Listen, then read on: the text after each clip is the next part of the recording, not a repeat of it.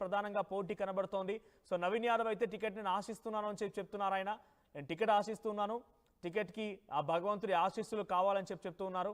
So కవిత కూడా direct గా ఇక్కడే తన రాజకీయంగా డైరెక్ట్ గా బీఆర్ఎస్ పార్టీని కౌంటర్ చేయడంలో ఇక్కడి నుంచి మొదలుపెట్టి రాష్ట్ర వ్యాప్తంగా వెళ్ళాలని ఆలోచన చేస్తున్నారట. సో గతంలో జూబ్లీ హిల్స్ సంబంధించి అక్కడ కూడా కవిత వచ్చినట్టు కానీ కవిత తిరిగినట్టు ఇక్కడ దాఖలాలు లేవు. 10 ఏళ్ల పాటు అధికారంలో ఉన్నప్పటికీ కూడా జూబ్లీ హిల్స్ పైన కవిత అంత పట్టు సాధించలే. పెద్ద నాయకత్వం కూడా తనకు సంబంధించి సెకండ్ క్యాడర్ కూడా జూబ్లీ హిల్స్ లో పెద్దగా ఉన్నట్టుగా దాఖలాలు లేవు. కానీ డైరెక్ట్ గా జాగృతి నేతలు డిమాండ్ చేస్తున్నారంటే కవిత ఈ రకంగా నిజంగానే ఒక పార్టీని ఏర్పాటు చేసి పోటీ చేసి సాహసం చేయడం అవుతుంది. అక్కడ గెలుపోవటం సంగతి పక్కన పెడితే సాహసం చేయడమే అవుతుంది. అధికార పార్టీ కాంగ్రెస్ని కాదని, సిట్టింగ్ స్థానంలో బీఆర్ఎస్ని కాదని కవిత వైపుగా నిజంగా ఇక్కడ ప్రజలు మొగ్గు చూపుతారా? అది కూడా ఇంత పొలిటికల్ కాన్ఫ్లిక్ట్స్ ఉన్న సిచ్యువేషన్లో కవిత ఇక్కడ నిలబడతానని చెప్తున్నారు. కాబట్టి మరి ఆ సిచ్యువేషన్ ఎలా ఉంటుందో చూడాలి. సో జూబ్లీ హిల్స్లో కవిత బరిలో ఉండాలని చెప్పి జాగృతి నేతలు డిమాండ్ చేస్తున్నారట. కొత్తగా పార్టీ కూడా ఏర్పాటు చేస్తానని చెప్పింది తను. సో ఈ నేపథ్యంలో పార్టీ ఏర్పాటు చేసి జూబ్లీ హిల్స్ బరిలో ఉంటే ఎటువంటి సిచ్యువేషన్ ఉంటుందో చూడాలి. సో జూబ్లీ హిల్స్ ఉప ఎన్నికలో మీ సపోర్ట్ ఎవరికి? BRS, Congress and BJP. So మీ అభిప్రాయం ఏంటో కామెంట్ చేయండి. సేమ్ టైం అధికార కాంగ్రెస్ పార్టీ నుంచి నవీన్ యాదవ్ అండ్ సిఎన్ రెడ్డి కూడా పోటీ పడుతున్నారు. సో వీరిలో మీ సపోర్ట్ ఎవరికి టికెట్ వస్తే ఇక్కడ గెలిచే అవకాశం ఉందో కూడా కామెంట్ చేసే ప్రయత్నం చేయండి. ఒకసారి మళ్ళీ కవిత ఏం మాట్లాడారో చూద్దాం. మరి తెలంగాణ జాగృతిలో కూడా మీరు అందరు చూస్తున్నారు గత కొన్ని రోజులుగా జరుగుతున్నటువంటి పరిణామాలని మేమందరం కూడా అంతరంగంగా చర్చించుకుంటా ఉన్నాం. ఒక ఉన్నతమైనటువంటి ఆశయాలతో తెలంగాణలో అడుగేయాలనేటటువంటి ఆలోచనలో ఉన్నాం. ఉన్నతమైనటువంటి లక్ష్యంతో సాధించుకున్నటువంటి భౌగోళిక తెలంగాణని పరిపుష్టం చేయాలంటే మరి సామాజిక తెలంగాణ సాధన కోసం ఎటువంటి మార్గాన్ని ఎంచుకోవాలనేటటువంటి ఆలోచన చేయడం కోసం మరి ఆనాడు కేసీఆర్ గారు చెప్పినటువంటి మార్గాన్ని కూడా తీసుకుంటాం. తెలంగాణ సాధన కోసం నేను బొంత పురుగునైనా ముద్దు పెట్టుకుంటాను కేసీఆర్ గారు చెప్పారు.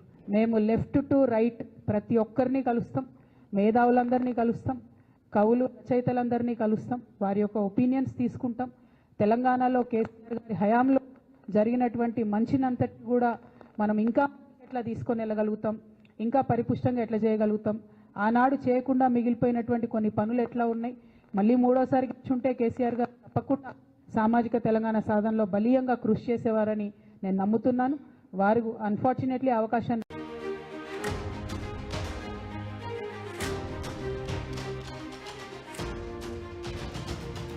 చూస్తున్నాం. కవిత పొలిటికల్ రీఎంట్రీకి రంగం సిద్ధమైంది. కొత్త పార్టీ వైపే కవిత మొగ్గు చూపిస్తూ ఉన్నారు. జూబ్లీ హిల్స్ ఉప ఎన్నికల బరిలో కూడా తన కొత్త పార్టీ ఏర్పాటు చేసి కవిత బరిలో ఉండే అవకాశం కనబడుతోంది. కవిత పోటీ చేయాలంటూ జాగృతి నేతలు తను రిక్వెస్ట్ చేస్తున్నారట. బీఆర్ఎస్ కు తన పవర్ ఏంటో చూపించాలనుకుంటున్నారట కవిత. బీఆర్ఎస్ సిట్టింగ్ స్థానాన్ని గెలుచుకోవాలని కాంగ్రెస్ కూడా బీఆర్ఎస్ పార్టీ ట్రై చేస్తూ ఉంటే కాంగ్రెస్ కూడా ఎలాగైనా సరే ఆ స్థానాన్ని దక్కించుకోవాలని తహతహలాడుతోంది. కాంగ్రెస్ టికెట్ ఇటు దాదాపుగా నవీన్ యాదవ్ కన్ఫర్మ్ అయినట్టుగా చర్చ జరుగుతున్న తరుణంలో మరికొంతమంది పేర్లు కూడా వినబడుతూ ఉన్నాయి. సో అజారుద్దీన్కి ఎమ్మెల్సీగా ప్రతిపాదించడం జరిగింది. అటువైపు నుంచి మరికొంతమంది పేర్లు కూడా వినిపిస్తూ ఉన్నాయి. ఇద్దరు పోటీ పడుతున్నారు. దాంట్లో ప్రధానంగా నవీన్ యాదవ్ పేరు తెర మీదకి వచ్చింది. ఎక్కడ చూసి నవీన్ యాదవ్ పేరే ప్రధానంగా వినిపిస్తున్న పరిస్థితి కనబడుతోంది. ఒకసారి కవిత ఏం మాట్లాడిందో చూద్దాం. కూడా తీసుకుంటాం. మరి తెలంగాణ జాగృతిలో కూడా మీరు అందరు చూస్తున్నారు గత కొన్ని రోజులుగా జరుగుతున్నటువంటి పరిణామాలని మేమందరం కూడా అంతరంగంగా చర్చించుకుంటా ఉన్నాం. ఒక ఉన్నతమైనటువంటి ఆశయాలతో తెలంగాణలో అడుగేయాలనేటటువంటి ఆలోచనలో ఉన్నాం. ఉన్నతమైనటువంటి లక్ష్యంతో సాధించుకున్నటువంటి భౌగోళిక తెలంగాణని పరిపుష్టం చేయాలంటే మరి సామాజిక తెలంగాణ సాధన కోసం ఎటువంటి మార్గాన్ని ఎంచుకోవాలనేటటువంటి ఆలోచన చేయడం కోసం మరి ఆనాడు కేసీఆర్ గారు చెప్పినటువంటి మార్గాన్ని కూడా తీసుకుంటాం. తెలంగాణ సాధన కోసం నేను బొంత పురుగునైనా ముద్దు పెట్టుకుంటాను కేసీఆర్ గారు చెప్పారు. మేము లెఫ్ట్ టు రైట్ ప్రతి ఒక్కరిని కలుస్తాం, మేధావులందరినీ కలుస్తాం, కవులు రచయితలందరినీ కలుస్తాం, వారి యొక్క ఒపీనియన్స్ తీసుకుంటాం. తెలంగాణలో కేసీఆర్ గారి హయాంలో జరిగినటువంటి మంచినంతటి కూడా మనం ఇంకా ఎట్లా తీసుకొని వెళ్ళగలుగుతాం, ఇంకా పరిపుష్టంగా ఎట్లా చేయగలుగుతాం, ఆనాడు చేయకుండా మిగిలిపోయినటువంటి కొన్ని పనులు ఎట్లా ఉన్నాయి, మళ్ళీ మూడోసారి కూర్చుంటే కేసీఆర్ గారు తప్పకుండా సామాజిక తెలంగాణ సాధనలో బలీయంగా కృషి చేసేవారని నేను నమ్ముతున్నాను. వారు అన్ఫార్చునేట్లీ అవకాశం రాలేదు. కాబట్టి తెలంగాణ జాగృతి ఆ ఎజెండాను ముందుకు తీసుకుని వెళ్తుందని కూడా ఈ సందర్భంగా తెలియజేస్తూ రైట్ కవిత మాట్లాడుతున్న మాటలు ఇవి. సో పార్టీ గురించి ఆలోచన చేస్తున్నానన్నట్టు కూడా తను మాట్లాడుకొచ్చారు.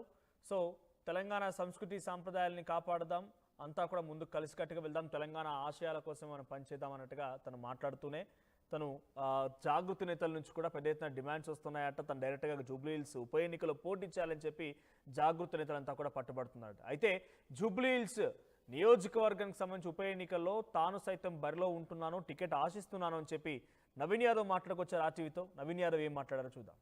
అనేది ప్రస్తుతం హాట్ టాపిక్. దాని గురించి ఏమైనా కోరుకున్నారా ఏంటి? కోరుకుంటాం కదా, కోరుకోకుండా ఉంటారా? అమ్మా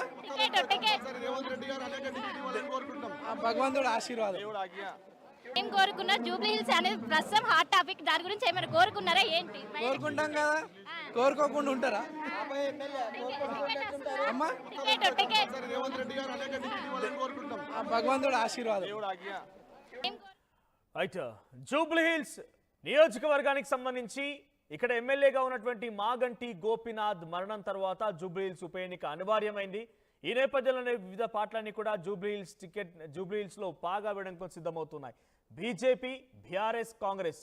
సో ఇక్కడ ఆల్రెడీ సిట్టింగ్ స్థానాన్ని కైవసం చేసుకోవడం కోసం బీఆర్ఎస్ తహతాలు ఆడుతుంటే ఈసారి ఎలాగైనా అధికార పార్టీలో ఉన్నాం కాబట్టి గెలిచి తీరాలని కాంగ్రెస్ పార్టీ అనుకుంటోంది. బీఆర్ఎస్ పార్టీ నుంచి దాదాపుగా మాగంటి గోపీనాథ్ సతీమణి టికెట్ కన్ఫర్మ్ అయినట్టుగా భావించాలి. కాంగ్రెస్ నుంచి ముగ్గురు పోటీ పడుతున్నారు, నవీన్ యాదవ్ అండ్ సిఎన్ రెడ్డి, అజారుద్దీన్. ముగ్గురు పోటీ పడుతున్నారు. అజారుద్దీన్ ఇప్పటికే ఎమ్మెల్సీగా ప్రతిపాదిస్తూ ప్రభుత్వం నిర్ణయం తీసుకున్నట్టు తెలుస్తోంది. సో నవీన్ యాదవ్, సిఎన్ రెడ్డిల మధ్య ప్రధానంగా పోటీ కనబడుతోంది. సో నవీన్ యాదవ్ అయితే టికెట్ నేను ఆశిస్తున్నాను అని చెప్పి చెప్తున్నారు. ఆయన నేను టికెట్ ఆశిస్తున్నాను, టికెట్కి ఆ భగవంతుడి ఆశీస్సులు కావాలని చెప్పి చెప్తూ ఉన్నారు. సో కవిత కూడా డైరెక్ట్గా ఇక్కడే తన రాజకీయంగా డైరెక్ట్గా బీఆర్ఎస్ పార్టీని కౌంటర్ చేయడంలో ఇక్కడి నుంచి మొదలుపెట్టి రాష్ట్ర వ్యాప్తంగా వెళ్ళాలని ఆలోచన చేస్తున్నారట. సో గతంలో జూబ్లీహిల్స్ సంబంధించి ఎక్కడ కూడా కవిత వచ్చినట్టు కానీ కవిత తిరిగినట్టు ఇక్కడ దాఖలాలు లేవు. 10 ఏళ్ల పాటు అధికారంలో ఉన్నప్పటికీ కూడా జూబ్లీహిల్స్ పైన కవిత అంత పట్టు సాధించిన పెద్ద నాయకత్వం కూడా తనకు సంబంధించి సెకండ్ క్యాడర్ కూడా జూబ్లీహిల్స్లో పెద్దగా ఉన్నట్టుగా దాఖలాలు లేవు. కానీ డైరెక్ట్గా జాగృతి నేతలు డిమాండ్ చేస్తున్నారంటే కవిత ఈ రకంగా నిజంగానే ఒక పార్టీని ఏర్పాటు చేసి పోటీ చేసి సాహసం చేయడం అవుతుంది. అక్కడ గెలుపోవటం సంగతి పక్కన పెడితే సాహసం చేయడమే అవుతుంది. అధికార పార్టీ కాంగ్రెస్ని కాదని, సిట్టింగ్ స్థానంలో బీఆర్ఎస్ని కాదని కవిత వైపుగా నిజంగా ఇక్కడ ప్రజలు మొగ్గు చూపుతారా? అది కూడా ఇంత పొలిటికల్ కాన్ఫ్లిక్ట్స్ ఉన్న సిచ్యువేషన్లో కవిత ఇక్కడ నిలబడతానని చెప్తున్నారు. కాబట్టి మరి ఆ సిచ్యువేషన్ ఎలా ఉంటుందో చూడాలి. సో జూబ్లీహిల్స్లో కవిత బరిలో ఉండాలని చెప్పి జాగృతి నేతలు డిమాండ్ చేస్తున్నారట. కొత్తగా పార్టీ కూడా ఏర్పాటు చేస్తానని చెప్పింది తను. సో ఈ నేపథ్యంలో పార్టీ ఏర్పాటు చేసి జూబ్లీహిల్స్ బరిలో ఉంటే ఎటువంటి సిచ్యువేషన్ ఉంటుందో చూడాలి. సో జూబ్లీహిల్స్ ఉప ఎన్నికలో మీ సపోర్ట్ ఎవరికి? BRS, Congress and BJP. So మీ అభిప్రాయం ఏంటో కామెంట్ చేయండి. సేమ్ టైం అధికార కాంగ్రెస్ పార్టీ నుంచి నవీన్ యాదవ్ అండ్ సిఎన్ రెడ్డి కూడా పోటీ పడుతున్నారు. సో వీరిలో మీ సపోర్ట్ ఎవరికి టికెట్ వస్తే ఇక్కడ గెలిచే అవకాశం ఉందో కూడా కామెంట్ చేసే ప్రయత్నం చేయండి. ఒకసారి మళ్ళీ కవిత ఏం మాట్లాడారో చూద్దాం. మరి తెలంగాణ జాగృతిలో కూడా మీరు అందరు చూసినారు గత కొన్ని రోజులుగా జరుగుతున్నటువంటి పరిణామాలని. మేమందరం కూడా అంతరంగంగా చర్చించుకుంటా ఉన్నాం. ఒక ఉన్నతమైనటువంటి ఆశయాలతో తెలంగాణలో అడుగేయాలనేటటువంటి ఆలోచనలో ఉన్నాం. ఉన్నతమైనటువంటి లక్ష్యంతో సాధించుకున్నటువంటి భౌగోళిక తెలంగాణని పరిపుష్టం చేయాలంటే మరి సామాజిక తెలంగాణ సాధన కోసం ఎటువంటి మార్గాన్ని ఎంచుకోవాలనేటటువంటి ఆలోచన చేయడం కోసం